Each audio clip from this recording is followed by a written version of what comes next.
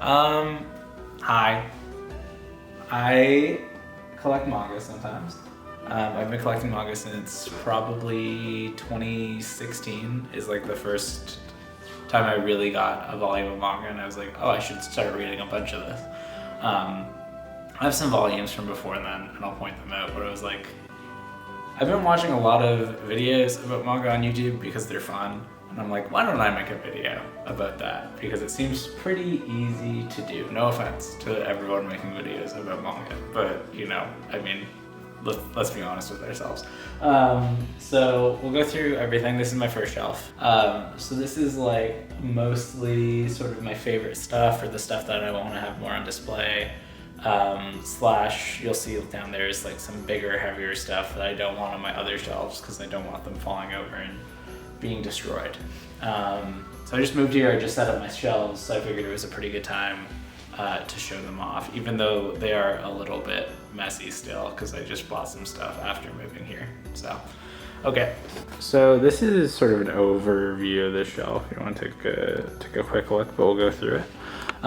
So at the top here I have some cooking books, but I won't get into those right now. Cookbooks, that's what those are called actually.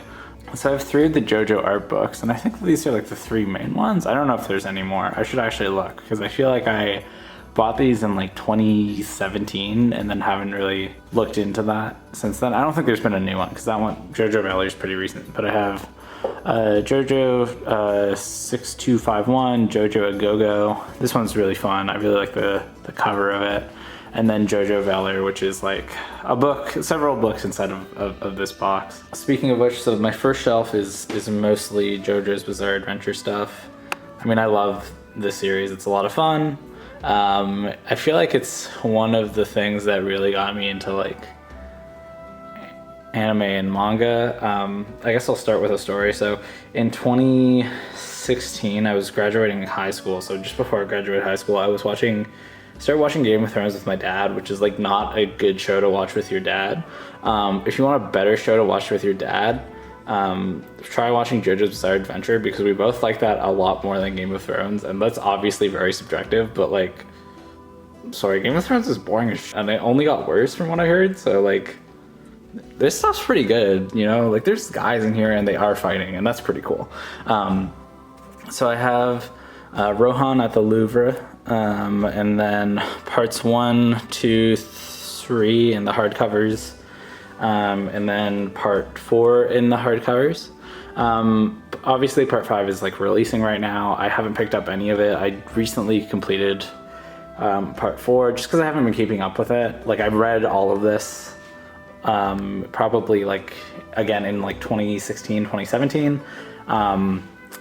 But I just like haven't kept up with the releases, but I will grab them eventually. Part 5 is like one of my favorite parts, probably tied with part 4. So I'm definitely gonna pick that up eventually. And I have a little Bruno right here. I also have part 8, volumes 1 to 16 in the like Japanese tankobon. Because like I was reading, this is where it was when I caught up fully with JoJo, like volume 16, or at least with the tankobon releases. But I just haven't kept up with that. Like I think I kind of bought these pretty much all at the same time, and I will finish them because I only have like 10 more volumes to get of these. So I will collect those. These are just a neat little thing. I can't read them yet, but you know, maybe someday I'll be able to read them, and that's fun. Next I have Mob Psycho 100. This is one of my favorite series of all time, probably. Maybe the anime more than the manga, because like I love the art of the manga. I feel like a lot of people don't want to read Mob because they say the art is like ugly, and I don't think that's true. I think it's like goofy and not the most refined, but it's really good at conveying what it intends to. I'm just gonna move this little freak over. It's really good at conveying what it intends to. It's like good at conveying emotion and especially comedy, and this considering this series is like pretty heavy on comedy, like it's very good at conveying that. Let me see if I can flip through and just like see something good. You know, I don't know, there's a lot of good stuff in here. You know, like that guy, he's making a funny little face. Love to look at it. I'll put that away later. I also have Mob Psycho 100 Reagan. So it's really interesting because Dark Horse has really slowly been releasing Mob Psycho 100, like really slowly. Like it's been years since the first volume, and we're only at volume 9 right now. But then they put off this like sequel spin-off type thing. And I really enjoy it. It like takes place after the main series. I wouldn't recommend buying it now if you haven't watched or read the entire series. But it is great. It's called Mob Psycho 100 Reagan, the man with the level 131 max spirit power, which is just a great title. Very silly. This next shelf is just stuff by Naoki Urasawa. So I have Master Keaton. I really enjoyed Master Keaton. It took me a long time to sort of get into it. Like I collected all of it pretty much at the same time, relatively. They got it like on sale. And I wasn't super into it at first. I liked it. It was a lot of fun, but it felt like more episodic than a lot of his other stuff. And like, I know at least it's partially written by someone else, like, or at least it's a story by someone else, but I know I've heard that like by the end it's mostly Urasawa, and it does feel like that because it does really feel like one of his works.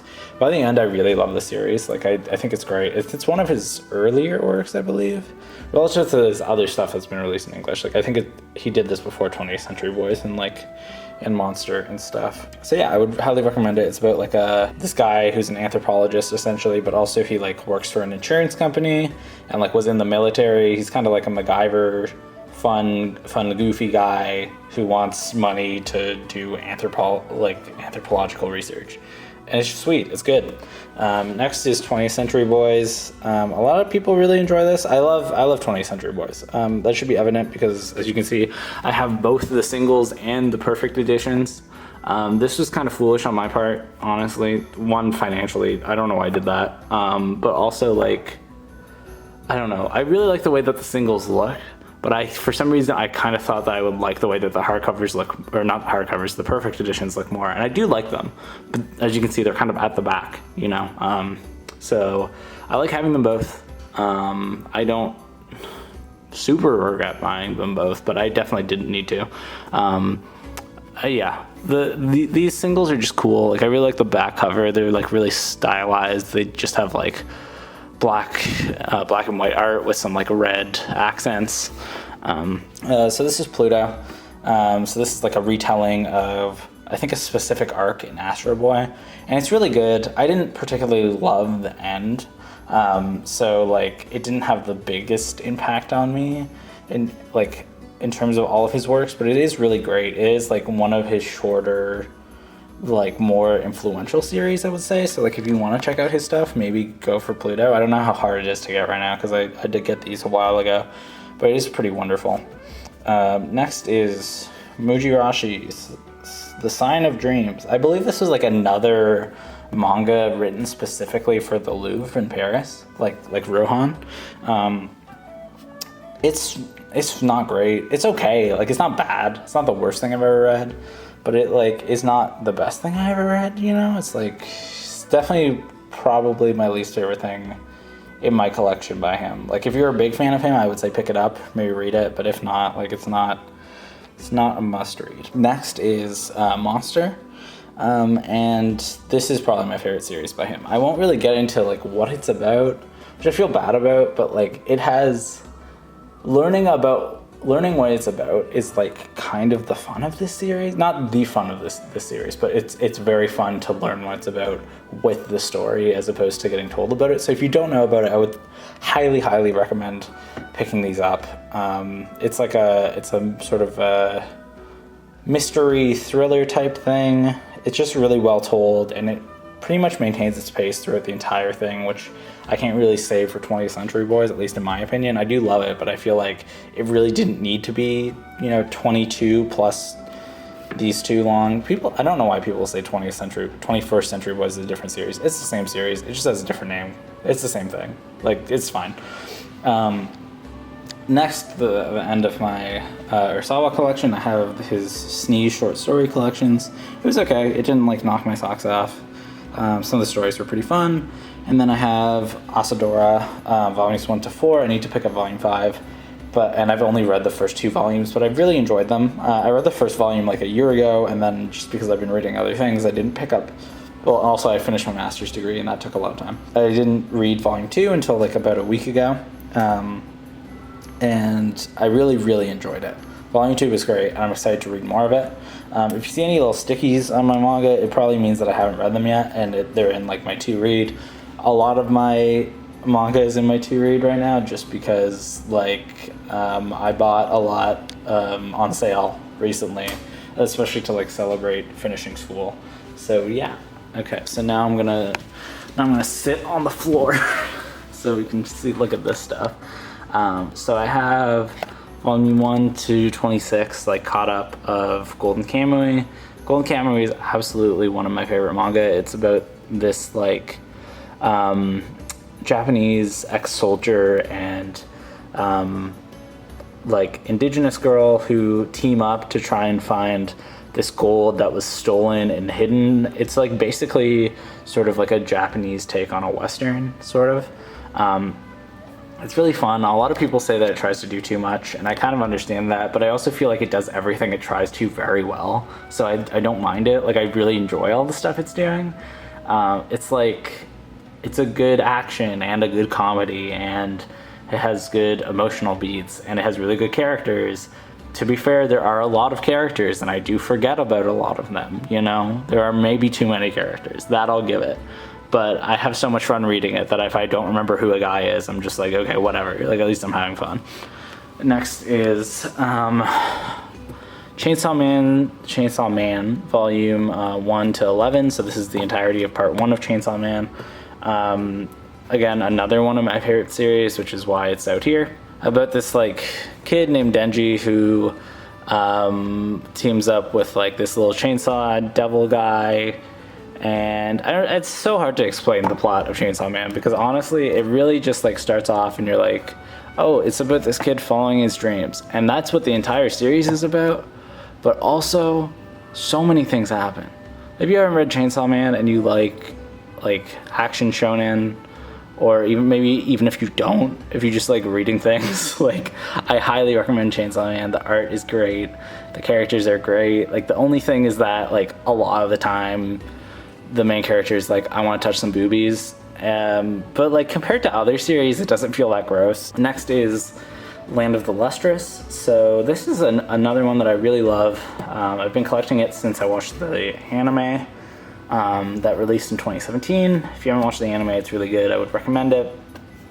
By Studio Orange, the same studio that did Beastars.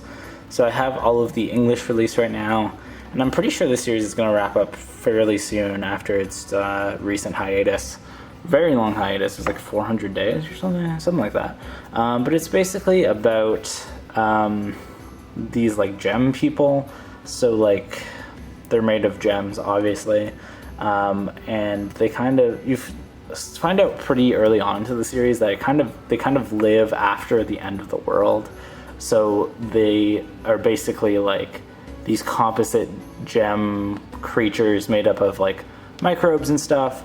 But because they're gems, they can like shatter, and if they shatter and lose pieces of themselves, the microbes in there are lost, and so are part of their memories. So it's just about our main character, Foss, who you can see here, trying to sort of find their place in this world. The art is great. Maybe like I wouldn't say that the cover of the first volume sells it really well. Like there's a lot of ass going on, and I wouldn't say it's a heavy ass series.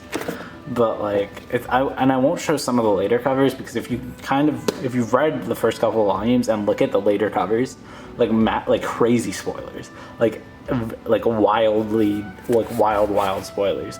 This I can probably show. Even this kind of has spoilers in it, but it's just like it has wonderful art, great paneling. Like look at that. That's incredible. Right? Like I didn't even have to flip very long, and I found something that was great. So I'll put those back later. Next I have Full Metal Alchemist, the Full Metal editions. I wish all these things were just like hardcover edition, you know? I wish they didn't have dumb names. I'm not gonna lie to you. I do need to finish reading it. I have not read Full Metal Alchemist all the way through before, even though I've watched Brotherhood like I don't know how many times, many times. But yeah, basically it's, I feel like anyone who's watching this video probably knows what Full Metal Alchemist is about, but if not, it's about these two brothers that try and learn alchemy. Initially they try and learn alchemy because their dad is an alchemist, and that allows them to like, you know, transmute things, or like basically like take material and turn it from one form into another, right? So like from like little rocks into a statue or whatever. And because I would say partially because their dad isn't around, when their mom dies, they try to bring her back to life, and that sucks, because they end up losing a lot, and then the rest of the series is them trying to sort of get back what they lost from their trying to bring their mom back to life. Well, that's part of it. There's also a lot of like military intrigue and interesting characters, and like there's just a lot of interesting stuff in this series. So then at the bottom here, I have a couple books that, these are just like other books that I enjoy a lot. But after that, in terms of manga, I have the Battle Angel Elita Deluxe Edition hardcovers. So this is, again, volumes 1 to 6, complete. Have I read any of them? No. Do I kind of know what Battle Angel Elita is about? I watched the movie with my dad. Did I enjoy the movie? Not really. Did my dad enjoy the movie? He loved it. He thought it was great. I hear the manga is really good, and I'm excited to read it, and once I read it, I'll maybe have some more opinions about it. Next I have Akira, volumes 1 to 6. I just have volumes 2 to 6 here because I'm actually currently reading volume 1. I'm very excited to read this. I actually have not read Akira before or even watched the movie. I just know that it's supposed to be great, and I mean, like, just flipping through these, the art is beautiful. These hardcover releases are beautiful. They're like well bound, and they're not like too heavy to be unwieldy, and like the binding is good, so you can open them and like actually look at all the art. I think it's great. I think they're great, and I'm super excited to read them. I'm only like 100 pages in, so I can't really even say what it's about yet, which is, I know, is a little silly, but yeah, so that's this shelf. And then we'll go into the next room to talk about the other shelf. Okay, so on to the next room. So I guess we'll just go a big overview of my shelves. These are like these are all of the books that I own, basically. And I won't get into the stuff that isn't manga, really. But we'll start up here. Well, quick scan over if you want to take a quick little look-see. Probably actually going too fast, but I'll slow down for the manga.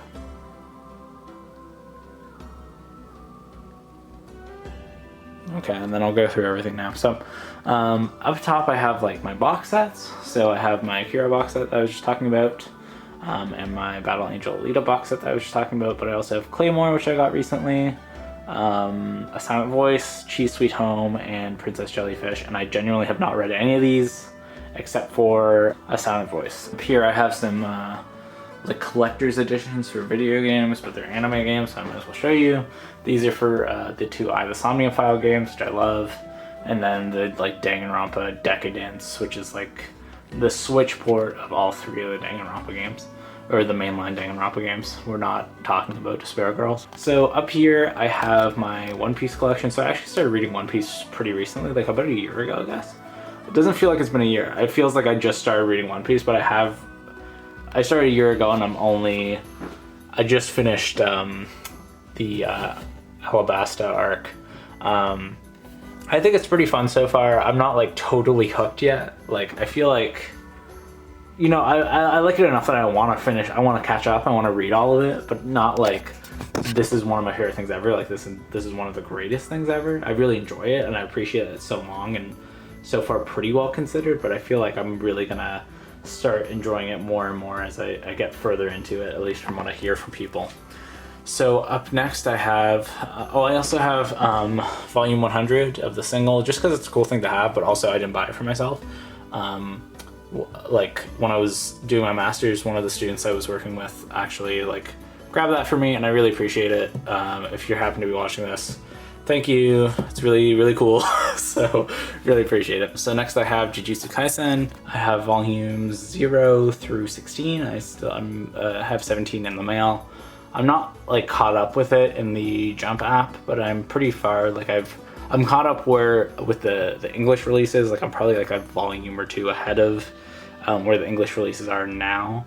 but I'm not like fully caught up. Like I just like kind of started the Cullen game arc, and I was like, maybe I'll wait till this is over, because like I feel like I'm gonna lose where I am if I don't do that. Next I have Spy Family, volumes 1 through 7, which I think is up to date. There might be a new one coming out soon, especially with the anime doing so well. I've only read the first 2 volumes. I think it's pretty fun. It's pretty good. It's like, again, not the best thing ever, but very, very fun, really goofy. I haven't described any of these series. I've just been like, this, I don't know. I feel like all 3 of these series are very popular, so you likely know about them. But yeah, Spy Family, obviously about like a sort of fake family coming together with a spy, this little girl who's a telepath, and then a mom who's an assassin. And the mom and dad don't know about each other's jobs, but obviously the little girl, being a telepath, knows about her parents' jobs, and that's like a lot of the sort of dramatic irony of the series or whatever, and that causes a lot of like tension, but it's also pretty fun. It's also about like specifically sending the little girl, who's a very, very fun character, Anya, to school, and her having to navigate school sort of without her parents, in addition to like the antics that they get up to. I think we'll go over here, even though this is sort of a shelf of miscellaneous things. So I have Blue Period Volume 1. Have not read that, so I won't say too much about it, but you know, it's about art or something, you know. I love art. I read manga. I think art's pretty cool. Next is Witch Hat Atelier. Very fun series. I've only read Volume 1, but I really enjoyed Volume 1. I think the art is great. I think like the last panel of Volume 1 is like gorgeous, and I think about it a lot, to the point where I'm like, I have to read the rest of the series just because of that single panel. Like it's really good stuff. Sorry if I'm shaky. This is like pretty high up and my arms are tired. Next, so like Witch Hat Atelier, I guess I'll talk about it a little bit more, because I feel like that's one of like a little lesser known series. Basically it's about this like world where anyone can use magic, but magic is sort of a secret to most people. It has to do primarily with like a system of like drawing sigils. This little girl finds, who's really interested in magic, and this like witch or like wizard guy person visits her house, and she sees them drawing something, and she like imitates it, but she like kind of messes it up, and things go wrong. So she goes to learn magic to try and like right her wrong, essentially, because she like goofed it so bad. But yeah, so it's about her, like, you know, it's a magic school-ish type story. It's pretty fun. Next is Wonder Cat Q-chan. Feel like I don't know if I've seen anyone else collect this, but I think it's wonderful. It's so fun. It's just like a series about a little cat named Q-chan, and he's so cute and he's very silly. If you like reading manga about funny little animals, just like doing things, this is in color too, so it's just a delight to look at. One other thing that might sell you is that in the bottom corner of each of the manga, there's like a little flip animation thing. Wonderful. I didn't flip it very well, so if you want to see it, you gotta go buy it. They should hire me, you know? 7 C's. Treat your workers well and then hire me. Okay, well, I can't put it back right now because I'm not coordinated enough, but I'll do it later. Next is I Think Our Son Is Gay, which is like a comedy manga about a son who's like obviously gay, and his like nice mother who's like, okay, you know, like clearly you're not comfortable coming out, so I'm not gonna say anything, but like, oh my god, this kid's so fucking gay, dude. Only read Volume 1, I have Volume 2, which I think is caught up to date in the English releases. Next is Nights with the Cat. I heard a description of this, I'm like, this sounds really good, bought it, haven't read it yet, forget what the description is. I'll let you know if it's good, I guess. And then Way of the House Husband, which is about like a former Yakuza member who is now just like a house husband doing duties at home, and like a lot of the comedy comes from that.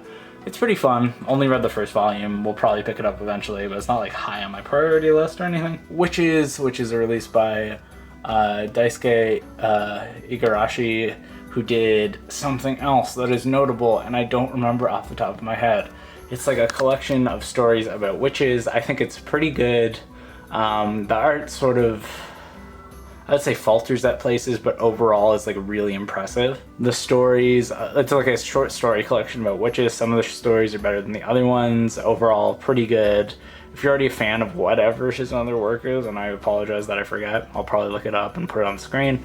I would definitely read it. If not, like, maybe. I haven't read whatever his other work is, and I think it's pretty fun. Volume 1 of the Vizbig editions of Inuyasha. Inuyasha. I feel like everyone says it really weird, and it's just Inuyasha. Inuyasha. Whatever, you know, it's I've only read the first 1 out of 3 volumes in here, and I really like it. Like, I wasn't into the series as a kid. I wasn't really into a lot of anime as a kid, but I wanted to collect stuff by Rumiko Takahashi, and a lot of people I know really like the series.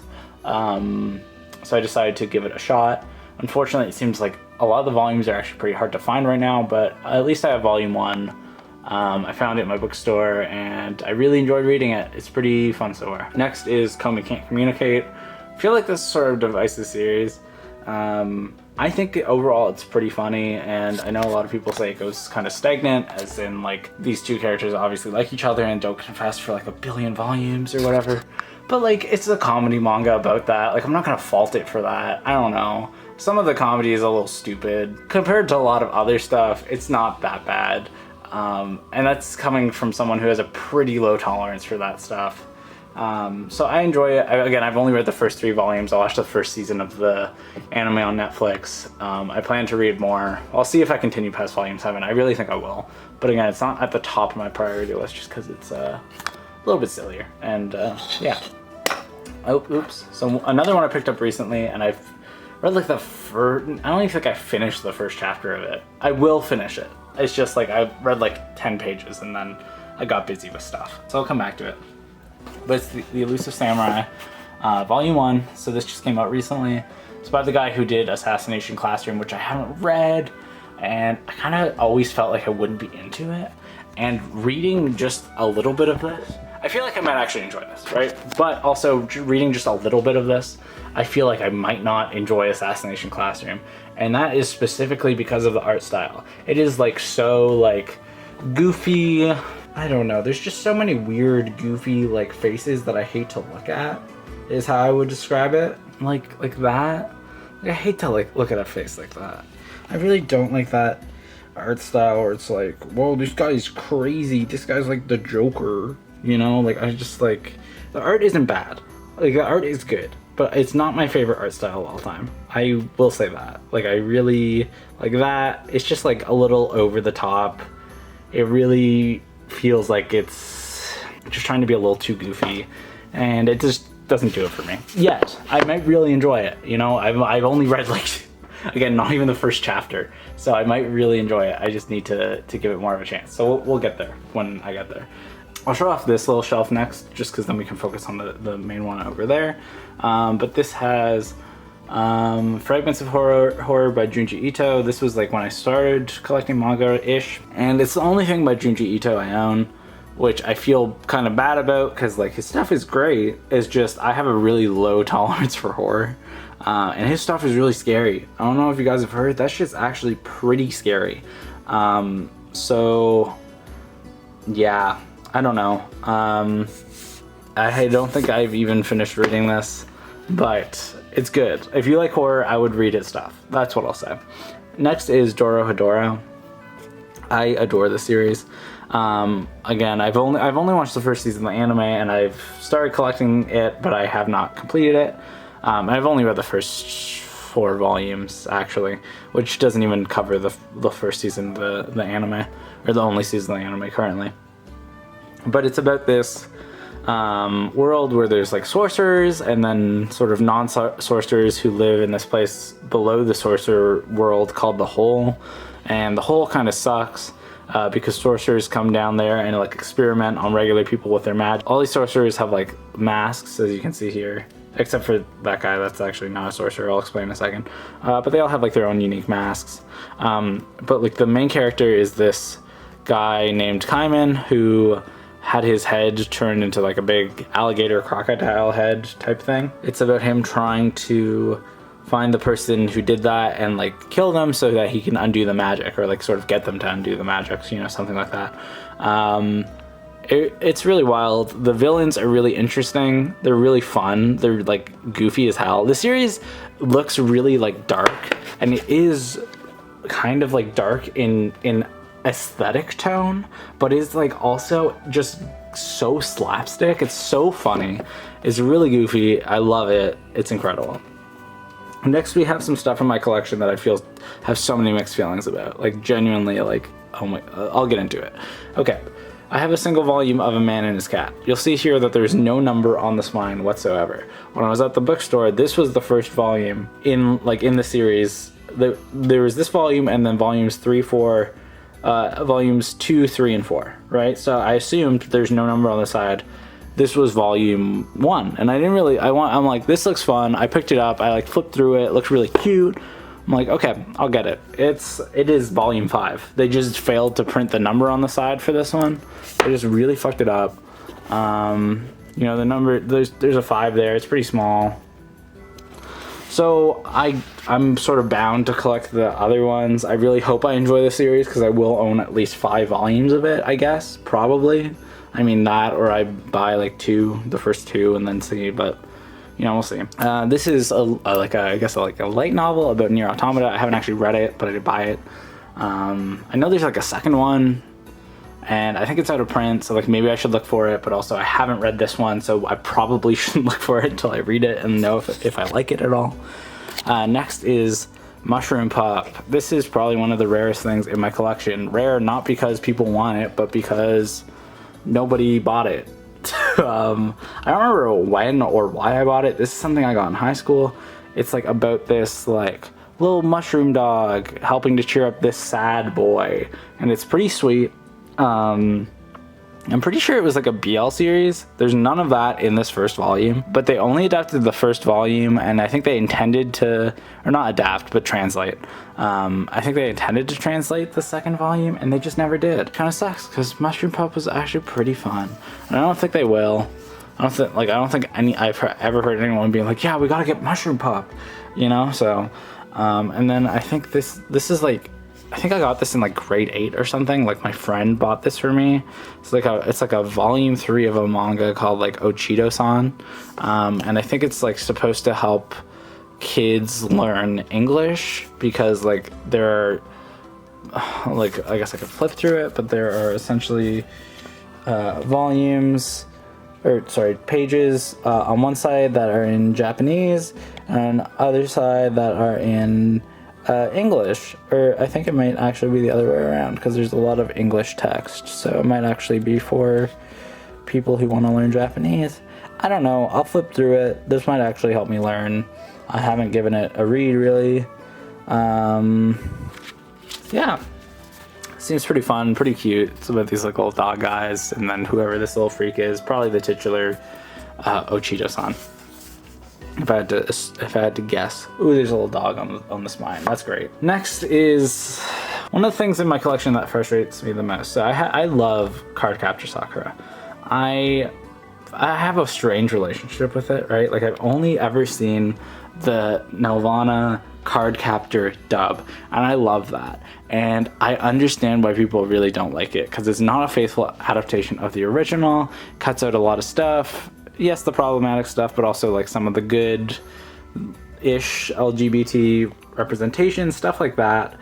And it tries to make this like shoujo series into like this like weird battle shonen thing.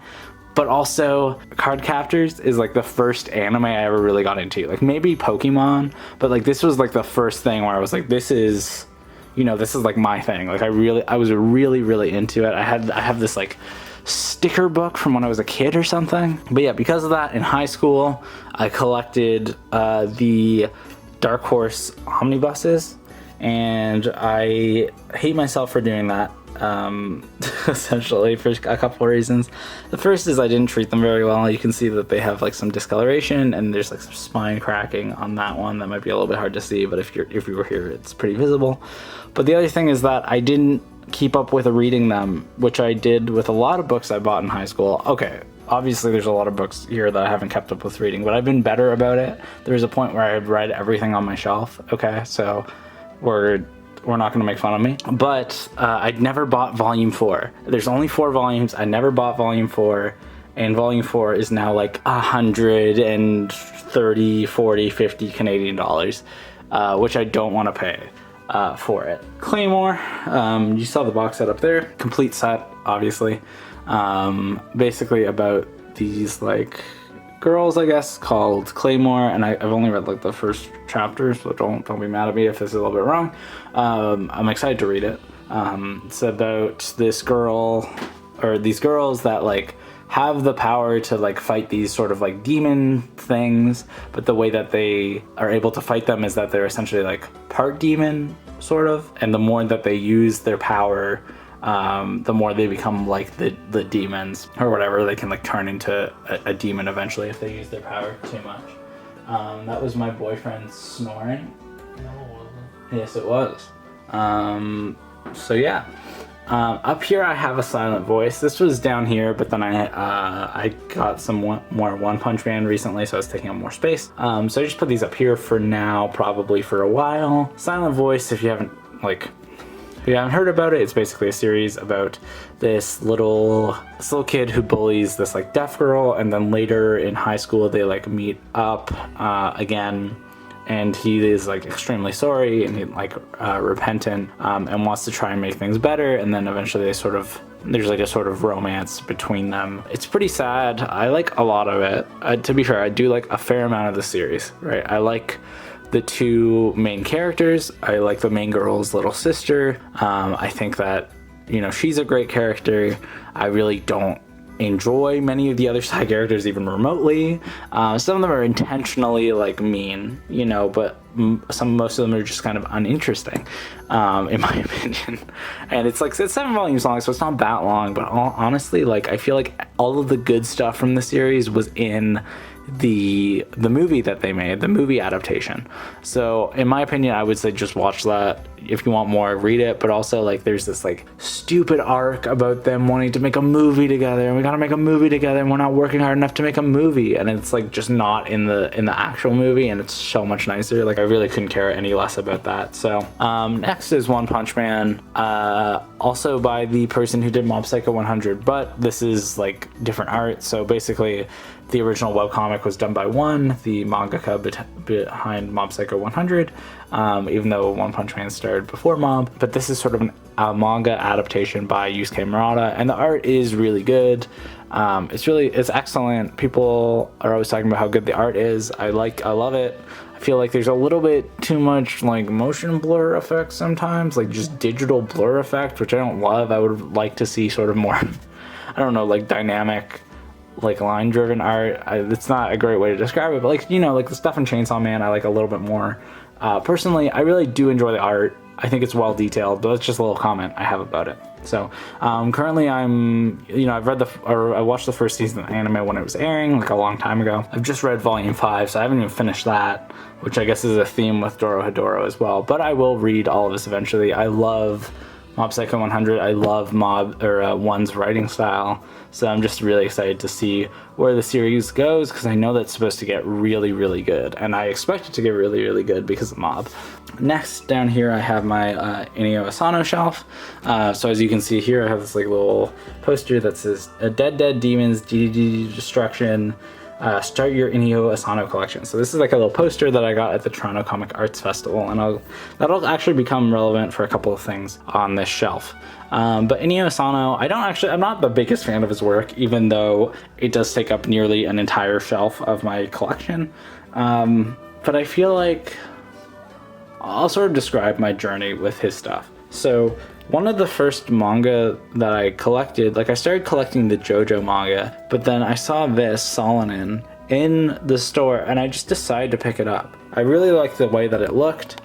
The cover is just like a girl kind of staring off. Oh, that poster's gonna roll away and I'm gonna have to deal with that later, but just like a girl staring off. I flipped through it. I really liked the way that it looked. Seemed interesting, and I really enjoyed it. It was about like this like sort of dropout girl with like a shitty kind of life and her boyfriend, and then something happens in the middle of it that really changes her life and her friends' lives. Basically, it's just a story about how like things in life often suck, but like there's hope that they'll be better. And I really enjoyed that. But I think that the like a lot of Asano's works really focuses on that first half about how like life sucks and it's kind of brutal in some ways, but a lot of it doesn't have that like second uplifting half, you know, which I don't care for, you know. Like I'm like, if you're gonna show me something brutal, tell me why life is good as well. I don't know, right? I don't know. But I have Nijigahara Holograph by Asano. This is definitely not my favorite by him, one of my least favorite. I just have it. I also at one point read Girl at the Shore. You'll see it's not in my collection because it does literally have graphic depictions of, I'd say, sexual encounters between children. Obviously not something that I wanted to read, but I was in the mindset like, oh, I like Solomon, I'll collect his stuff. I think that sucks. I think a lot of people have it in their collection, and I'm not going to judge you. It's whatever, you do you.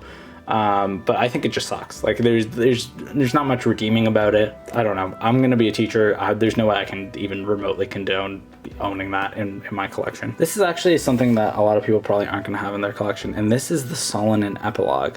A lot of people might not even know this exists. You can probably read it somewhere, but it's a really short little volume that I got 2019, I think. That is an epilogue to Solomon, right? One of the first things that I was reading when I was getting into manga, something that I really love.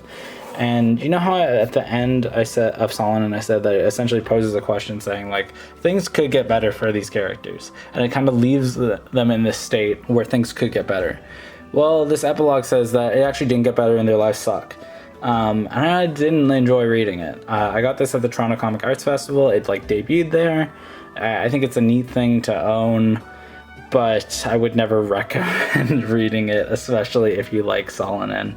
That's just my piece. What a Wonderful World, also pretty good. I remember enjoying it when I read it, but I think it's like more of a short story collection. I remember enjoying reading it while I read it, but I couldn't honestly tell you what it's about very well. If you like Asano stuff, I would say read it.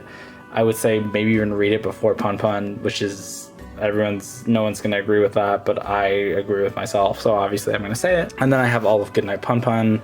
I really enjoyed the first 2 volumes of this. I really enjoyed these because again they had sparks of hope, and by the end there's very little of that, and the main character goes from being sort of troubled but likable to just completely unlikable, in my opinion. I mean, spoilers, I guess, but he does attempt rape and also like stab someone in the eye with a screwdriver. Not usually my favorite characteristics in a protagonist, which is like fair enough. It's not like he's supposed to be cool, right? But like at the same time, it's like, it's just too much. It's too much. People say this is the saddest shit ever. I think it's just like gratuitous negativity, in my opinion. Next is Dead Demons DD Destruction. I think there's one more volume. I thought that volume 11 was the last one, but I've talked a lot of negative about Asano and the way that he writes. I really think that this is great. The art in it is excellent. The art in all of Asano's stuff is excellent, and I don't want to knock that. I will just say that his like negativity irks me. But this feels like, you know, there's negative aspects,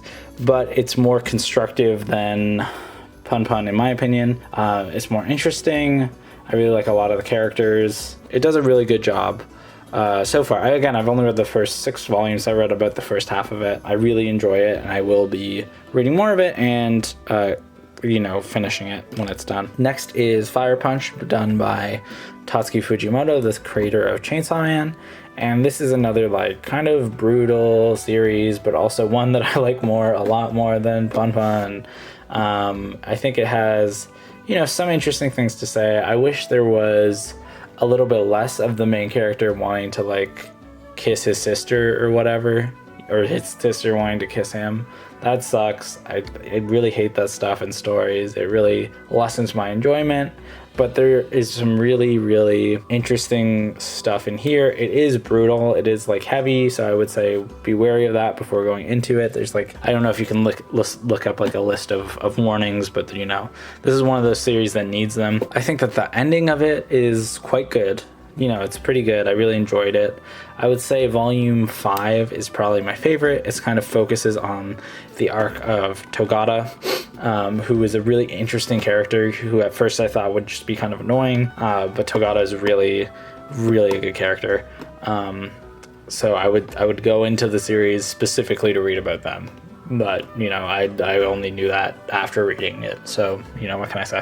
If you like Chainsaw Man, I would say, if you like Fujimoto's work, I would say probably read it.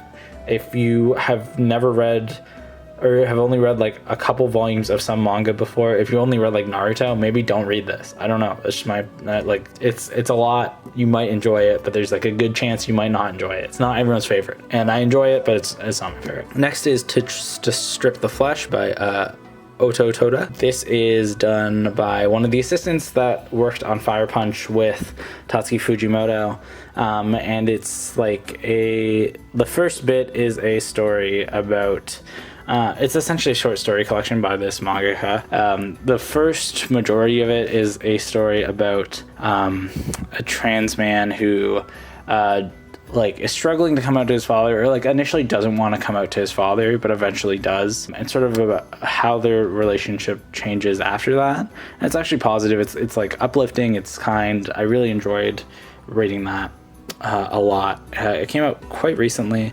and I believe this mangaka also illustrated one of Fujimoto's short stories, Just Listen to the Song. It's very short. It's only like 20 pages long, but it's good. So yeah, I definitely, if anything else by Toda comes out in English, I will be picking it up for sure. Finally on the shelf is Chi Sweet Home. So this is a story about a little kitty cat. Have not read any of it.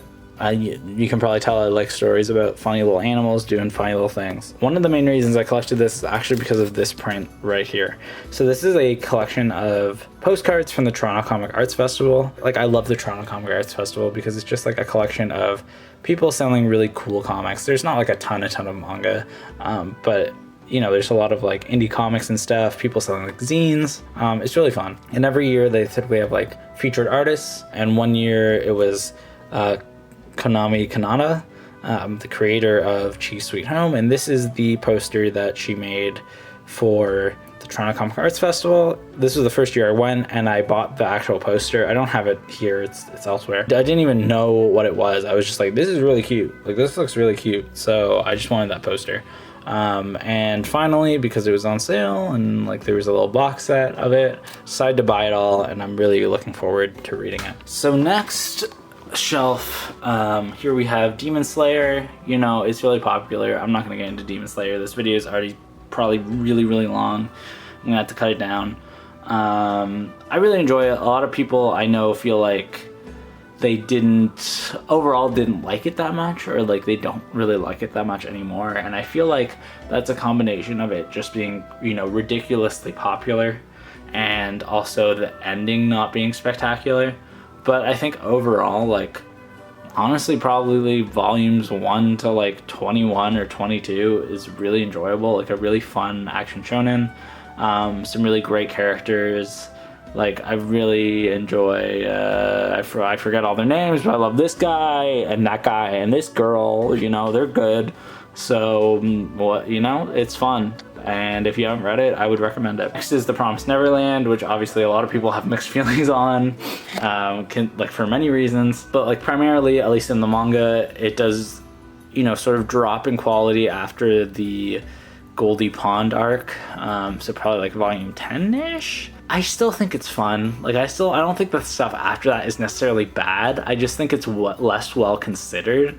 And considering the first arc and sort of the next arc are pretty well considered, it just like feels like a disappointment. I would say, like, if you're reading it, not to give up on it, because it's still enjoyable. like, I mean, maybe don't sink all your money into it if you're collecting it physically, but you might want to read it online. I like it enough that I wanted to collect it all, but I know a lot of people don't necessarily feel that way. I just think that the characters are really, really fun, and I like them a lot. At least the main trio, like everyone, there's like a million little kids. But yeah, and then I got the art book recently. I need to read that shortly.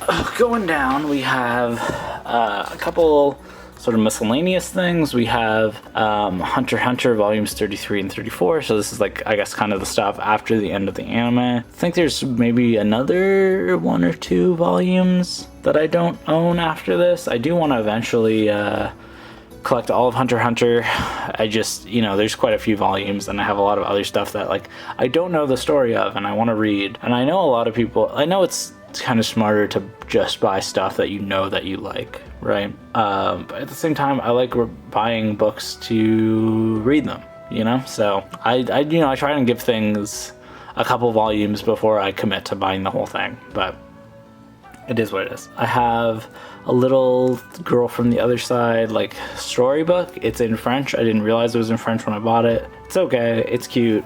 The art is good. I'll talk a little bit more about the Girl from the Other Side when we get there. I have the Death Note all-in-one edition. Obviously this is all like 13 volumes of Death Note in a single hardcover, or not hardcover, in a single like bound book. It's probably not the best way to collect it. However, I've never read Death Note, and I was like, I just want to have it. I just want to have it to read, and this is by far the cheapest way to do it, so I went with it. You know, maybe if I really like Death Note, eventually I'll end up selling this or like collecting the rest of it. Or not collecting the rest of it, but collecting another edition. But at this point in time, I'm happy just having this, and I'll get into that eventually. So next I have a recent pickup. This is called Ramen Wolf and Curry Tiger. It's a really cute, like, little, I would say, like, little furry, not short story, but like, it's gonna be 2 volumes long. So a little cute, sort of like furry story about these 2 friends who like connect through getting food together. It's really cute. It's really sweet. You got this like chubby little wolf guy and this like buff tiger guy. If you like furry art, maybe collect that. It's pretty fun. Next is The Girl from the Other Side, complete 1 to 11.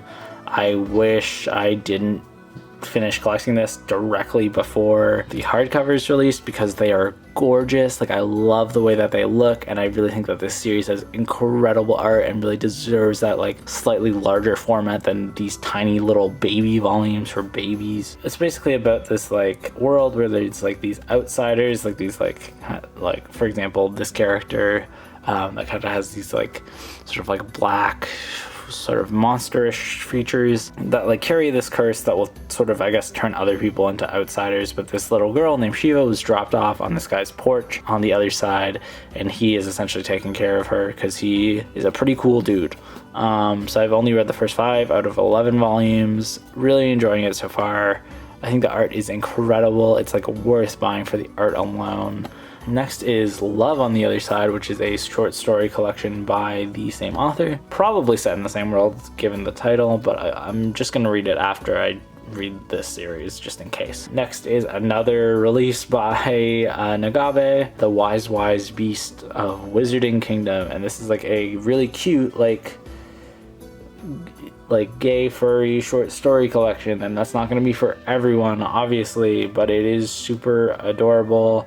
I will say some of the stories do not hit. Like, I don't know why why is there always twins in anime that are kissing each other? I don't want to see it. Like, I really don't want to see it, but you know, some of those stories are really cute. Next I have Beastars Volume 1, and I only have Volume 1 because I do not like Beastars, unfortunately. I am someone who really wishes I liked Beastars. You know, like, I watched all of the anime that's out. I read the first volume.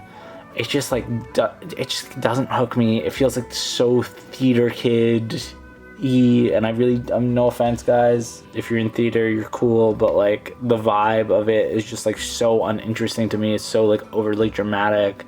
I'm not interested in so many aspects of the world. Like, I don't know, it could be better, in my opinion. But you know, it is for other people. If you like Beastars, good on you. I wish I was you. Like, genuinely. Because it's a series that I really wish I liked. I like the way the art looks. Next I have Princess Jellyfish. Again, just got the box set, haven't read any of it. Super excited to read this. So as you probably noticed, I have very little like shoujo in my collection, and I want to rectify that. So this is a josei title about this like group of women who live in an apartment complex, kind of, I think. Like, this is just sort of me reading the description, so sorry if this was wrong. But who live in an apartment complex together, essentially are fighting to save their apartment complex. All these women are like otaku, but like focused on like different interests. And our main character meets this person who is, I think, the son of some sort of like city councilman or something, who does drag. And I guess it's sort of about them becoming friends and fighting to save their weird little otaku apartment thing. And it seems really sweet. I've heard really good things about it from some friends who are into the series, and I'm so glad the box set came back in stock because I've wanted to get this for a while. Next I have Cells at Work volumes 1 to 6. So I really love Cells at Work. I studied microbiology and immunology, and I really read the majority of the series when I was like really just like when I started to specialize in that, because like obviously in school, you know, there are points where like you get to actually start to primarily take the classes on the subject that you're interested in. And like when I started to do that, I got to start reading the series, and it was so cool. The first like 3 volumes are pretty fun. I think volumes like 4 and 5 are like maybe 3, 4, and 5, I don't remember exactly, but like the middle-ish part minus the last volume is like really like clever, and like it really picks up and is like super interesting. That's just my opinion. Again, it's not for everyone. People think it's like too informational, not enough like actual like story with any real stakes, and I kind of get that, but I think it's pretty fun. Volume 6 is fine. It's okay. It just doesn't feel like a very exciting end to the series, you know. It just kind of felt like the series was ending not because of any really resolution to the overall plot, just because the mangaka was done. And I respect that, you know, like you make something, you only have so much to make in that world. It's doing really well. Like it is what it is. I also have Cells at Work Code Black. It's like Cells at Work, but inside the body of a smoker, etc. So it's like more intense. It's like more adult. I've enjoyed a decent amount of it. Some of it's just like really graphic, like sexual stuff, and I'm like, I don't really know if I want to read that in like a Cells at Work spinoff. You know, some of it's pretty good. I might collect the rest of it eventually, but that's probably the only Cells at Work spinoff I'm gonna get. I don't need to read Cells at Work, baby. I'm not a baby. That's all I gotta say. So, I'm no baby. Put that on my Wikipedia page. Thank you. Next, I have Penguin in House, and I think this is gonna be another one that not a lot of people have. But this is another series about a funny little guy, funny little animal critter. So this is about Pen, this like little funny little penguin guy, who essentially just does like housework for his owner, and his owner kind of, not that he doesn't care, but he just sort of continually accidentally ignores all of the work that Pen has done for him. And that's where a lot of the humor in the series comes in. It's only 3 volumes long, so if you're interested in it, I would really recommend it. Again, I've only read the first volume, but I was like, I picked them all up at the same time because I really wanted to read it. It looks really cute. I love that first volume. Like I love that first volume. It's called Penguin and House, right? In Japanese, it's called Pen and House, but because the penguin is named Pen, in Japanese, obviously, like and is toe, so it's called Pento House. So I think it's supposed to be like a play on penthouse. I might be wrong. You know, this is just something that I've come up with in my head. So if you know anything about anything, well, please let me know. And then we come to the last shelf, and I realize now I maybe should not have shown the shelf. Not that I shouldn't have shown it. I shouldn't have shown it last because I feel like this is a lot of stuff that I stopped collecting, and I'm probably gonna end it on a really weird series. But you know, we'll get to that. Whatever. So I have volumes 6 through 25 of My Hero Academia. I don't have the first 5 volumes. Those are already adapted in the anime, and I wanted to like get further, so I started here. I should go back and collect it eventually. Like I started collecting this in like, I want to say like 2017, maybe 2018, probably 2017. So like I should be, you know, I really should go back and get it. And also I haven't picked up a volume in like 2 years. That's not because I don't like the series. It's just like not my favorite. It's not like my highest priority. Like I think about it, I'm not like, oh yeah, My Hero Academia. I'm like, yeah, My Hero Academia is okay, you know? And when there's a lot of series that I really feel passionately about wanting to read, I just end up, you know, going to the store and like seeing something else and then being like, okay, I'll get that instead of My Hero Academia. Next, I have Your Turn to Die, Majority Vote Death Game, volumes 1 and 2. And you've probably seen, I feel like this is at a lot of stores, which is so surprising to me. I would say don't buy this.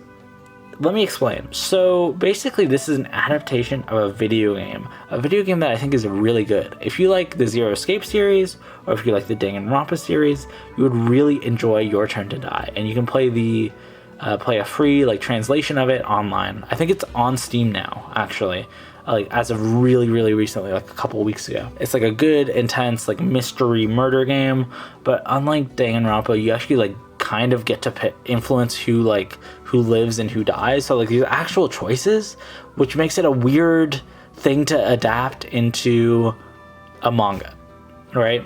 Because there's obviously no choice when you're reading a manga, unless they're going to release like Route A and Route or something like that. But I really don't think that they're going to do that. I collected it because I like the game and I wanted to see how they adapted it. The art is okay. It's not my favorite art style by any means. It's a little bit more generic than the actual like game, which is a little bit of a disappointment. I'm not going to knock the artist. It is good art. It's just not my favorite personally. Soul Eater volumes 1 to 9. I collected this in high school because I liked watching the anime, but I never finished reading it.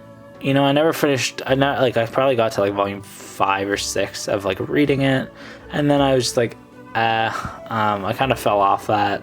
I might go back and reread this eventually and maybe collect it, but like I remember there was like a lot of like dumb sexual jokes in it, and I really didn't enjoy watching Fire Punch, not Fire Punch, what's his other series? Fire Force. And then I saw like the weird things that he like puts in it, and I'm not gonna explain that. If you know what I mean, you know what I mean. I don't know, there's just like too many like dumb sexual jokes in it for my taste, and I know that's in a lot of things. That's also another kind of gripe I have with My Hero. Then we have volumes 1 through 9 of Berserk, and you're like, why do you only have 9 volumes of Berserk? When did you collect these? I collected these in like 2017, 2018, and then I never got any more. I'm sorry. Okay, so here's my truth. I read about volumes 1 through like maybe 6 or 7 of Berserk, and it just wasn't for me then, right? It wasn't for me when I read it. It is, I would say, quite dark. There wasn't a lot of levity when I read it. I don't think I fully understood what the series was about. Watching more videos about it, being older, I think that if I went back and reread it, I would really grow to like it, and I think that I should. I just don't know if I'm going to go for the singles or for the hardcover or like the big editions, but I'll probably reread volumes 1 through 9 of the singles because I own them, and then maybe I'll go back and I'll collect the other editions if I enjoy it. You know, it might not be my taste, and I know that it's a classic. I'm not going to dog on it. Like, I don't think it's bad. I just think it might not be my taste, right? Next we have Dick Fight Island, which is a series that my partner bought for me because it has a funny title. I genuinely am not looking forward to reading it. I feel like it's taking up space on my shelf, but you know, it does have a goofy name. It is extremely explicit.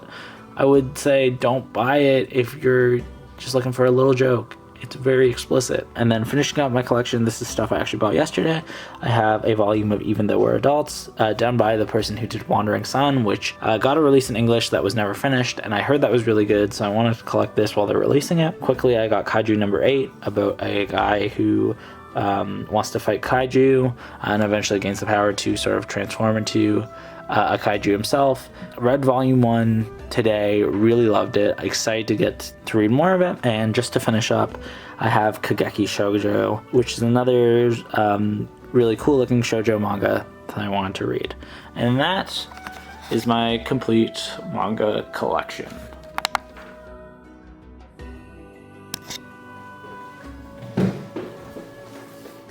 This light is it's way too bright, but it is what it is.